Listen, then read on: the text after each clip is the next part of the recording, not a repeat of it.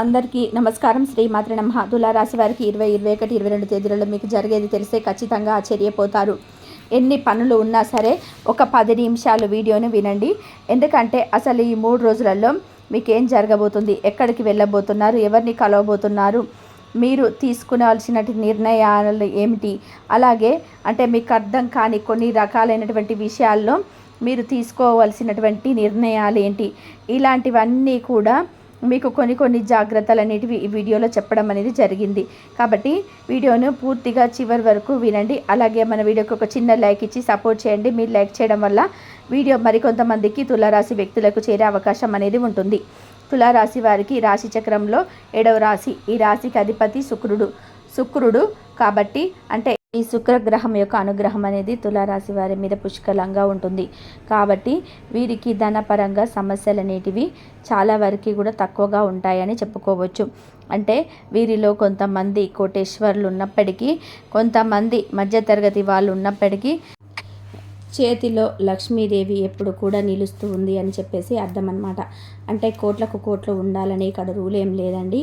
ఒక 100 రూపాయలైనా లేదా ఒక 1000 రూపాయలైనా లేదా కనీసం అవసరాలకి ఇప్పటికప్పుడు అంటే ఆ లక్ష్మీదేవి అనుగ్రహంతో వారి యొక్క పనులు ఎక్కడ పెండింగ్ అనేది లేకుండా జరిగిపోతూ ఉంటాయి చూడండి. అలాంటివి లక్ష్మీదేవి అనుగ్రహం ఉండడం అంటే. కాబట్టి కోట్లకి చేతిలో రూపాయి ఉండడానికి ఎటువంటి సంబంధము లేదు. ఎందుకంటే పెద్ద కోటేశ్వర్లకే వారికి అంటే ఏదైనా మంచి అవసరం అంటే సీరియస్ అయినప్పుడు కానీ గట్టిగా ఏదైనా అవసరాలు అయినప్పుడు ఏంటంటే సీరియస్ అయినప్పుడు కానీ గట్టిగా ఏదైనా అవసరమైనప్పుడు వారికి డబ్బులు అందక చాలా బాధపడిన సందర్భాలు కూడా ఉన్నాయి. అలాంటి వాళ్ళకే చేతిలో అంటే కోట్లు ఉన్నా కానీ ఒక్కొక్కసారి అవి అవసరానికి ఉపయోగపడవన్నమాట. కానీ కొంతమందికి ఏమీ లేని వాళ్ళని చూస్తే వాళ్ళకి కొన్ని ప్రమాదాల నుంచి అలాంటి అవసరాల నుంచి గట్టెక్కిన సందర్భాలు కూడా ఉంటాయి. అంటే ఎవరో ఒకరు ఇచ్చే రూపంలో కానీ ఎప్పుడైనా సరే ఆ యొక్క కలుసుబాటు అనేది ఎప్పటికప్పుడు చేతికి డబ్బులు అందడం అనేది ఈ తులారాశి వారి మీద ఉంటుందని చెప్పుకోవచ్చు. చిన్న అవసరాలైనా పెద్ద అవసరాలైనా సరే. మీ గురించి మరిన్ని ఆసక్తికర విషయాలు తెలుసుకునే ముందుగా వీడియోని అయితే లైక్ చేసి వీడియోని షేర్ చేసి సబ్స్క్రైబ్ చేసుకోవడం మాత్రం అస్సలు మర్చిపోకండి ప్లీజ్. ఇక తులారాశి వారి విషయానికి వస్తే వీరి జీవితంలో చాలా రకాలైనటువంటి సమస్యలు ఎదుర్కొన్నారని చెప్పుకోవచ్చు.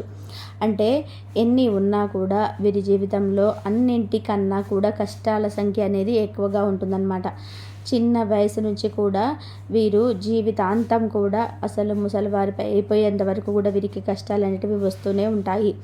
అయితే ఎన్ని కష్టాలైనా సరే చాలా వరకు కూడా వీరి మనస్తత్వం ఎలా ఉంటుందంటే మనకంతా దేవుడున్నాడు, దేవుడిని నమ్ముకున్నాము, మనం ఎవరిని ఎలాంటి ఇబ్బంది పెట్టలేదు, ఆ కష్టం ఇచ్చినటువంటి ఆ దేవుడికే తెలుసు, దాని నుంచి ఎలా బయటపడేయాలి అనే విషయం కూడా అని చెప్పేసి ఇలా మనస్తత్వం అనేది కలిగి ఉండి చాలా వరకు కూడా వాటిని అంటే వచ్చినప్పటికీ కూడా ఇబ్బందులు పెట్టినప్పటికీ కూడా ఎక్కడ కూడా బాధపడడం అనేది అంటే పడ్డన్నాళ్ళు పడ్డారు, ఇప్పుడు ఏంటంటే వదిలేస్తున్నారని చెప్పుకోవచ్చు అనమాట.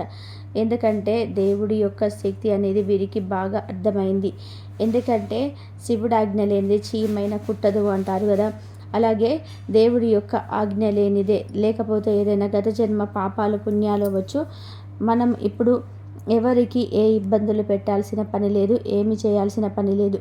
కానీ ఏదో జన్మలో చేసినటువంటి వాటి వల్ల పెద్దలు చేసిన అవ్వచ్చు లేదా మనమే చేసుకునే అవ్వచ్చు తెలిసి తెలియక ఇలాంటివి ఏంటంటే కొన్ని వెంట పడుతూ ఉంటాయన్నమాట. అలాంటివి వాటి వల్ల మనము వద్దనుకున్నా కూడా మన ప్రమేయం లేకుండా మన జీవితంలో కష్టాలు అనేటివి వస్తూ ఉంటాయి. కాబట్టి అలాంటి వాటిని తీసేసుకోవడం కోసం ఏంటంటే కాస్త మనం ఇంట్లోని నిత్య దీపారాధన చేసుకోవడము, కాస్త కుదిరినప్పుడల్లా కూడా ఏదైనా గుడికి వెళ్ళి రావడము, సోమవారం రోజున శివాలయానికి వెళ్ళడము, ఇట్లా మంగళవారం ఆంజనేయ స్వామి గుడికి, శనివారం రోజున కాస్త వెంకటేశ్వర స్వామి గుడికి, ఇట్లా మీకు అవకాశం ఉన్నప్పుడు ప్రతి వారం అని కాదు అవకాశం ఉన్నప్పుడు చేసుకుంటే మీకేంటంటే చాలా వరకు కూడా సమస్యలను తగ్గించుకున్న వాళ్ళం అవుతాం అన్నమాట. అలా ఈ తులారాశి వారి మీద ఏంటంటే మీరు ఎక్కువగా దైవారాధన ఎక్కువగా ఉంటుందండి. వీరి బయటికి చెప్పకపోయినా కానీ దైవాన్ని బాగా నమ్ముతారు. ఇళ్ళల్లో కూడా పూజలు చేస్తారు. అలాగే దైవానికి సంబంధించినటువంటి ఆ యాత్రలు అవ్వచ్చు, ఆ దేవాలయాలు అవ్వచ్చు, ఇలాంటివి కూడా వాటిని తిరుగుతూ ఉంటారు. ఎంత బిజీగా ఉన్నప్పటికీ కూడా ఖాళీ దొరికితే వీరు చేసేటువంటి పనులు ఇవే అన్నమాట.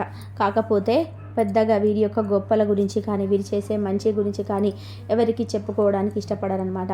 అలా వీరికి అలా చేయటం వల్ల ఏంటంటే ఆ దైవానుగ్రహము, ముఖ్యంగా శివానుగ్రహం కూడా తులారాశి వారి మీద పుష్కలంగా ఉంది. వీరు ఇంకా ఇన్ని కష్టాలు పడినప్పటికీ కూడా అంతటితో ఆగిపోతున్నారు.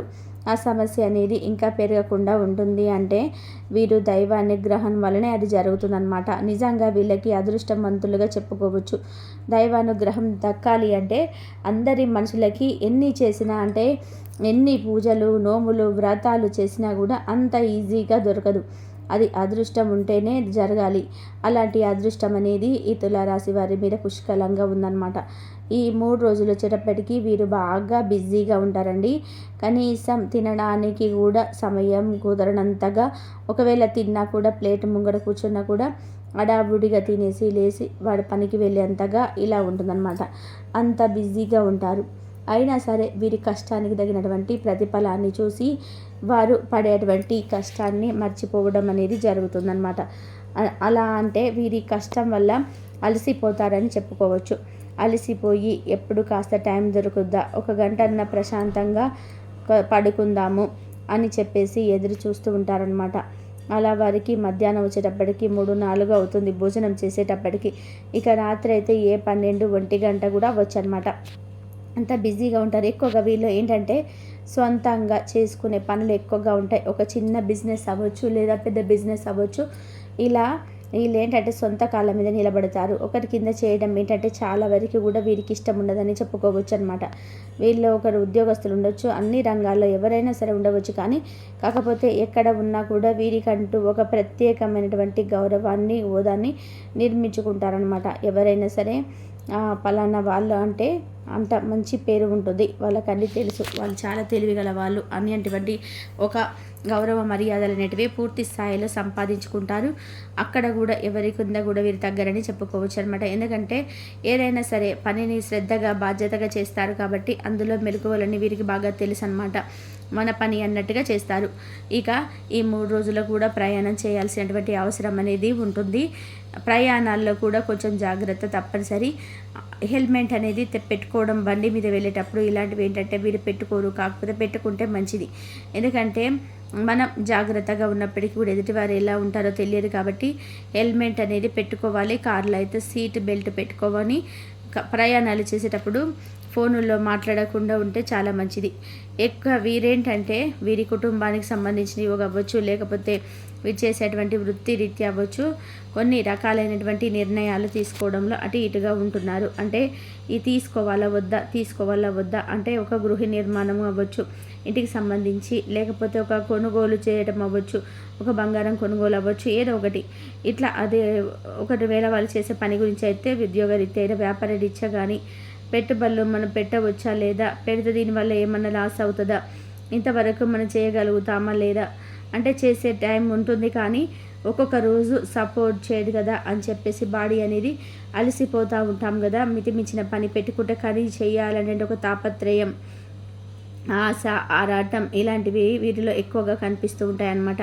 మంచిగా సెటిల్ అవ్వాలి, బాగా సంపాదించుకోవాలి, దీపం ఉన్నప్పుడు ఇల్లు చక్కబెట్టుకోవాలి అన్నట్టుగా.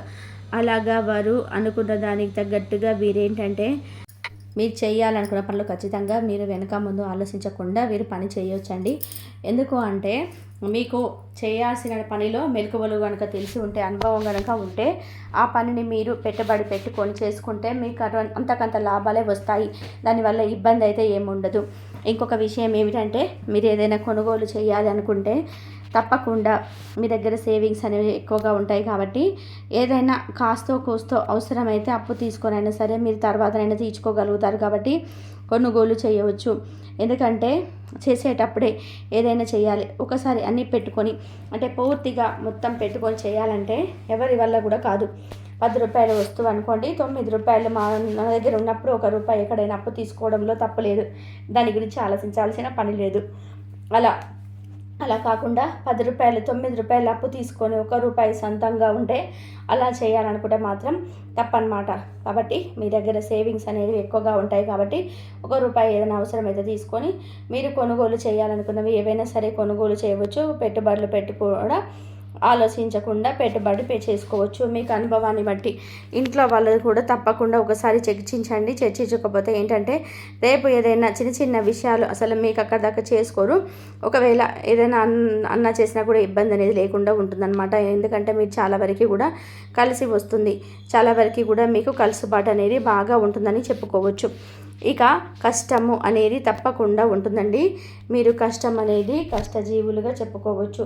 కష్టాలు ఉంటాయి, బాధలు వస్తూ ఉంటాయి. కాకపోతే మీరు దైవాన్ని నమ్మడం వలన మీ మీద ఎక్కువగా ప్రెజర్ పెట్టవు, మీరు కూడా ప్రెజర్ పెట్టుకోరు. అంటే మీ మనస్తత్వం ఎలా ఉంటుందంటే తామరాకు మీద నీటి బొట్టులాగా ఉంటుంది. సరే వచ్చినవి అని కూసేపు బాధపడ్డా కూడా దాని గురించి ఎక్కువగా ఆలోచించారని చెప్పుకోవచ్చు అనమాట. దానివల్ల మీరు లైఫ్లో మంచిగా ముందుకు వెళ్ళేటువంటి అవకాశం అనేది ఉంటుంది. పెద్దగా ఇబ్బంది అనేది ఉండదు. వస్తూ ఉంటాయి, పోతూ ఉంటాయి. గవర్నమెంట్ జాబ్స్ కోసం ఎవరైతే ఎదురు చూస్తూ ఉన్నారో వారికి కూడా తప్పకుండా అవకాశాలు ఉన్నాయి. వివాహం కాని వారికి మంచిగా వివాహం యోగం ఉంది. వివాహ జీవితం మీ తులారాశి వారికి బ్రహ్మాండంగా ఉంటుంది. తులారాశి వారు ఎవరైతే చేసుకుంటారో వారి యొక్క జీవిత భాగస్వాములు అదృష్టవంతులుగా చెప్పుకోవచ్చు.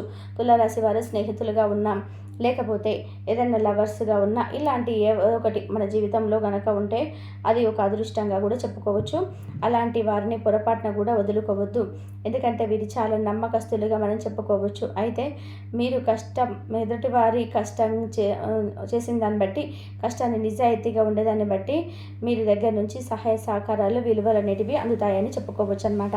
అంటే ఖాళీగా కూర్చునే వాళ్ళని, ఉచిత సలహాలు ఇచ్చేవారిని, సోది మాటలు మాట్లాడే వారిని వీరు ఏంటంటే పెద్దగా విలువ ఇవ్వరు. ఎందుకు అంటే కష్టం విలువ వీరికి తెలుసు కాబట్టి కష్టపడే వారికి బాగా గౌరవ మర్యాదలు ఇది ఇస్తూ ఉంటారన్నమాట. ఇంకా మీకేంటంటే నరదిష్టి కూడా చాలా ఎక్కువగా ఉంటుంది. మీరు నరదిష్టి నుంచి ఇంటి పరంగా మీ పరంగా కొన్ని పరిహారాలు, దిష్టి దోషాలు అనేటివి తీసేసుకోవాలి. మీరు మీ ఇంటికి ఆదివారం రోజున లేదా అమావాస్య, పౌర్ణమి తిథులలో తప్పకుండా ఇంటికి గుమ్మడికాయ అనేది కట్టుకోవాలి. పౌర్ణమి టైంలలో ఇంటికి గుమ్మడికాయ కట్టుకోండి. అమావాస్య టైంలలో గుమ్మడికాయకి ఇంటికి దిష్టి అనేది తీసేసి ఆ గుమ్మడికాయను పగులగొట్టేసేయండి. ఎందుకంటే చాలా బాగా ఉంది మీకు నరదిష్టి అనేది. ఇరుగు పొరుగు వాళ్ళు అవ్వచ్చు, బంధువులు అవ్వచ్చు, ఇలాగా మీకేంటంటే నరుగుల్లో ఏడుపు దోషాలు, దిష్టులు అనేటివి చాలా ఎక్కువగా ఉన్నాయి. అలాగే మీరు స్నానం చేసే నీటిలో కూడా కొంచెం రాళ్ళపు వేసుకొని స్నానం చేస్తే మీకు దిష్టి ప్రభావం అనేది చాలా వరకు కూడా తగ్గుతుందని చెప్పుకోవచ్చు. ఇంట్లో కూడా దీపారాధన చేయడానికి నిత్యం ప్రయత్నించండి.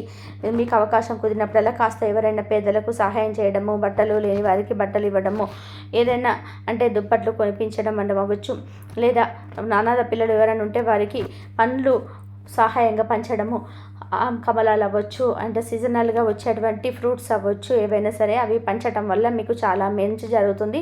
అలాగే వారికి ఒక రోజు మంచిగా ఆహారాన్ని ఇవ్వడం వల్ల కూడా మీకు చాలా వరకు కూడా దోష నివారణ అనేది జరిగి మీకు ఇంకా బాగా కలిసి రావడానికి మంచి పేరు ప్రతిష్టలు రావడానికి అవకాశం అనేది ఉంటుందన్నమాట. ఎందుకు అంటే మనం ఎంత తిన్నామనేది లెక్క కాదండి. మనం ఎవరికైనా ఒక రోజు పెట్టినా కూడా అది దైవం యొక్క లెక్కలోకి వెళ్తుందన్నమాట. మనం చేసే సహాయాన్ని బట్టి దైవం మనకి ఇవ్వడానికి కూడా ముందుగా ఉంటాడు. కాబట్టి దైవాన్ని మనము ఇలాంటి చేసుకోండి. భార్యాభర్తల అన్యోన్యత అనేది బాగుంటుంది. సంతానం విషయంలో తృప్తిగా ఉంటారు. విదేశాలకు వెళ్ళే వాళ్ళకు కూడా మంచి అవకాశం అనేది ఉంటుంది చెప్పుకోవచ్చు. ఇంకా మీకు అన్ని రంగాల్లో వారికి కూడా అనుకూలంగా ఉంటుంది. రాజకీయ నాయకులకు కూడా బ్రహ్మాండంగా ఉంటుంది. వీరు ఏంటంటే ఒకసారి తొందరపాటు అనేది ఎక్కువగా ఉంటుంది, కోపం అనేది ఎక్కువగా ఉంటుంది. వీటిని అదుపులో ఉంచుకోగలిగితే మీకు ఇంకా చాలా మంచిది. ఇంకా లోతుగా ఆలోచించను ఉన్నప్పటికీ కూడా ఒక్కొక్కసారి తొందరపాటు, కొంచెం కోపం అనేది ఉండటం వల్ల ఎదుటివారి మీ మీద కక్ష పెంచుకునే అవకాశం అనేది ఉంటుంది. ఇబ్బందులు పెట్టినకపోయినా కాకపోతే మనసులో అయితే దేశం అనేది పెంచుకుంటారు. కాబట్టి కొంచెం వాటిని అదుపులో ఉంచుకొని ఇలాంటి నియమాలు పాటించుకోండి. అర్థమైంది కదండి. తులారాశి వారికి 3 రోజులైతే ఎటువంటి ఇబ్బందులు లేవు. ఈ నియమాలు తప్పక పాటించండి. ఇలా ఏంటంటే సొంత కాళ్ళ మీద నిలబడతారు. ఎవరి కింద చేయడం ఏంటంటే చాలా వరకు కూడా వీళ్ళకి ఇష్టం ఉండదని చెప్పుకోవచ్చు అనమాట. వీరిలో ఒకరు ఉద్యోగస్తులు ఉండొచ్చు, అలాగే అన్ని రంగాలు ఎవరైనా ఉండవచ్చు. కానీ కాకపోతే ఎక్కడ ఉన్నా కూడా వీరికంటూ ఒక ప్రత్యేకమైనటువంటి గౌరవాన్ని, హోదాన్ని వీరు మెచ్చుకుంటారనమాట. ఎవరైనా సరే పలానా వాళ్ళు అంటే అంత మంచి పేరు ఉంటుంది, వాళ్ళకన్నీ తెలుసు, చాలా తెలివిగల వాళ్ళు అన్నిటి ఒక గౌరవ మర్యాదలన్నిటివి పూర్తి స్థాయిలో సంపాదించుకుంటారు. అక్కడ కూడా ఎవరి కింద కూడా వీరి దగ్గరని చెప్పుకోవచ్చు అనమాట. ఎందుకంటే ఏదైనా సరే పనిని శ్రద్ధగా బాధ్యతగా చేస్తారు కాబట్టి అందులో మెలకువలనేవి వీరికి బాగా తెలుసు అనమాట. మన పని అన్నట్టుగా చేస్తారు. ఇక ఈ 3 రోజులలో కూడా ప్రయాణం చేయాల్సినటువంటి అవసరం అనేది ఉంటుంది. ప్రయాణాల్లో కూడా కొంచెం జాగ్రత్త తప్పనిసరి. హెల్మెట్ అనేది పెట్టుకోవడము, బండి మీద వెళ్ళేటప్పుడు ఇలాంటివి ఏంటంటే వీళ్ళు పెట్టుకోరు, కానీ పెట్టుకుంటే మంచి జరుగుతుంది. ఎందుకంటే మనం జాగ్రత్తగా ఉన్నప్పటికీ ఎదుటివారు ఎలా ఉంటారో తెలియదు కాబట్టి హెల్మెట్ అనేది కంపల్సరీ పెట్టుకోవాలి. కార్లో అయితే సీట్ బెల్ట్ పెట్టుకోవాలి. ప్రయాణాలు చేసేటప్పుడు ఫోన్లో మాత్రం మాట్లాడకుండా అంటే చాలా మంచిది. ఇక వీరేంటంటే వీరి కుటుంబానికి సంబంధించిన అవ్వచ్చు, లేదా వీరి చేసేటువంటి వృత్తి రీత్యా అవ్వచ్చు, కొన్ని రకాలైనటువంటి నిర్ణయాలు తీసుకోవడంలో అటు ఇటుగా ఉంటున్నారు. అంటే ఇది తీసుకోవాలా వద్దా అని చెప్పి ఆలోచిస్తూ ఉంటారనమాట. ఇంతవరకు చూసినందుకు ధన్యవాదాలు.